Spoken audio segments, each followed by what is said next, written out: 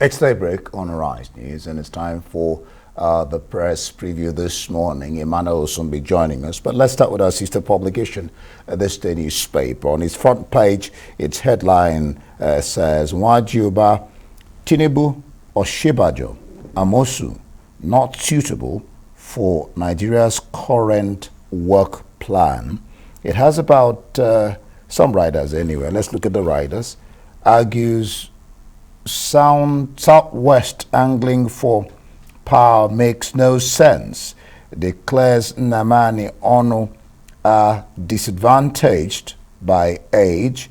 Explains zoning is difficult after people had purchased forms. Says bandits attacked Kaduna train because they thought there were delegates coming to collect dollars in Abuja. This is Nwajiuba actually saying this. All right.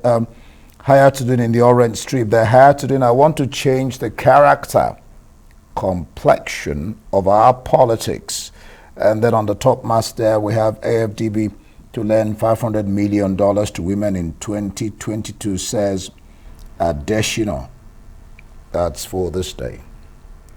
Let's take a look at the Nigerian Tribune this morning. Its leading headline, APC again aborts screening of presidential aspirants. Let's take one rider there. It says Umahi, Okorocha, others ask party to concede presidential ticket to Southeast. That leading photo on the front page there is with the caption, members of churches in Abuja during a peaceful protest over the killing of Deborah Samuel in Sokoto State. One more headline, let's take one just at the top. Electoral Act, 5 reasons President Buhari has not signed amendment. You can find that on page 2. The Punch newspaper is leading with governorship primaries, crisis rocks rivers, Oyo, Benue, APC, factions reject delegates lists. Other headlines in the Punch newspaper, subscribers kick as federal government slams 90 billion naira new tax on phone calls. All right, The Nation. All right, we'll have The Nation newspaper. Drama clashes, upsets at PDP reps assembly primaries with a rider.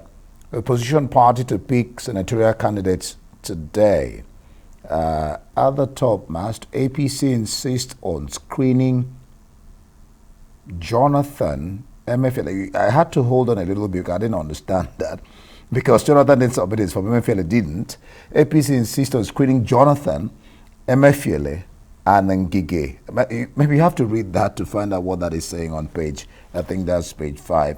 Gunmen kill 4 kids, mom, 2 others. Police station raised. That's on page 2 and 4. 4 bodies recovered in collapsed Lagos building on page 2. Lagos Ariwa community okays Okada restriction, says they are law abiding. You'll find that, I think that's on page, is it page 8 or page 5? It's kind of blurred. All right, that will be it for The Nation newspaper. Some international papers now. Daily Express.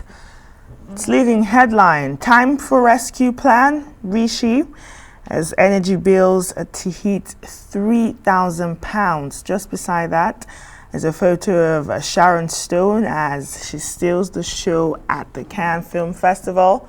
Above there, you see some people celebrating unbelievable City triumph in thrilling Premier League final. That's on page 9. I'm sure Indy will be interested in that.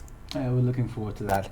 And congrats to Man City. What he said. The Times, fuel poverty. The Times it says leading with fuel poverty predicted to hit 40% of households.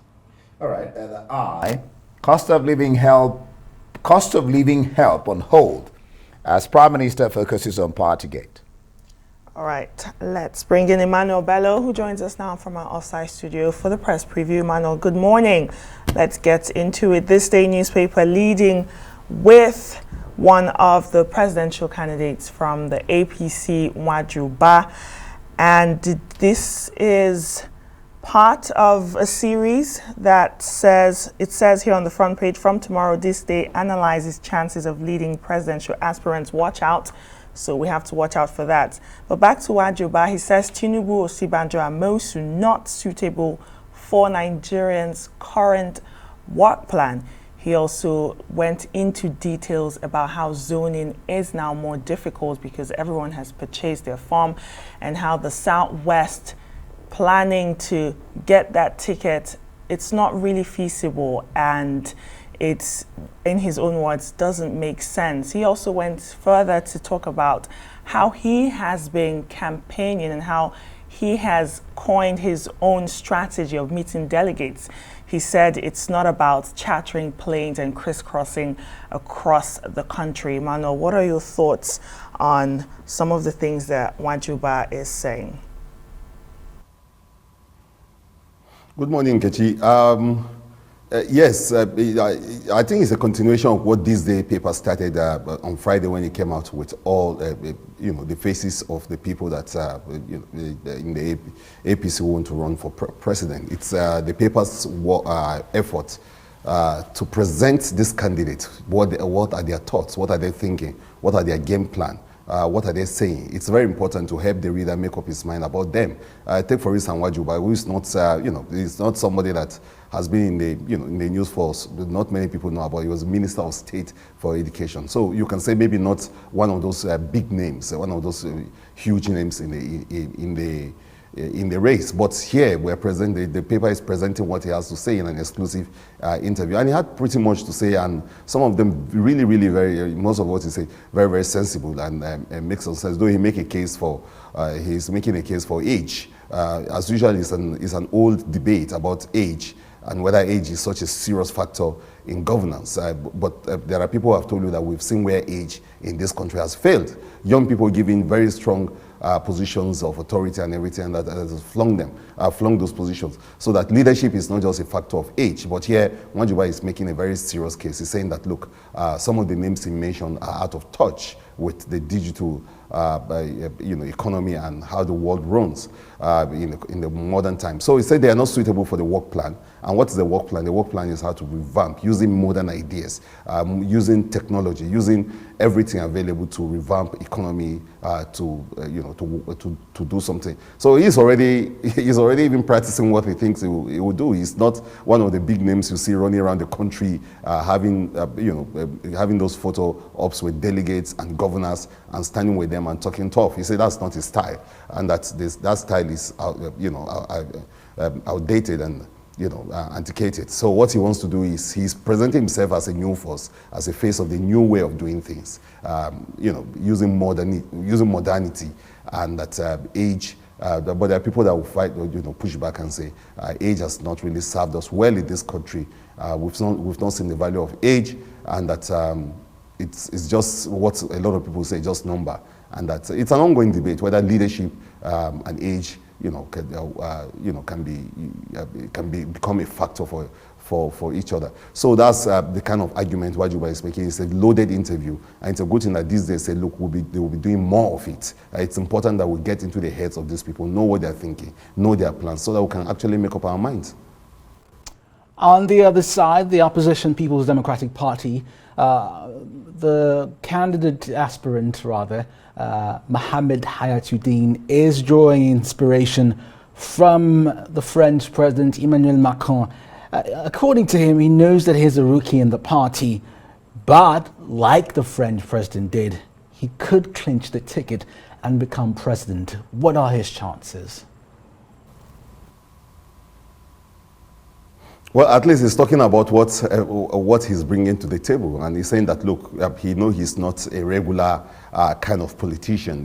He's not your day-to-day kind of politician. He's actually a non-practicing politician. And yes, we've seen an example of that. We saw the biggest example of that was Trump, a businessman who became the U.S. president. Emmanuel Macron, yes, coming from investment banking straight to power, or even Zelensky, who came straight from from comedy to becoming the president of Ukraine.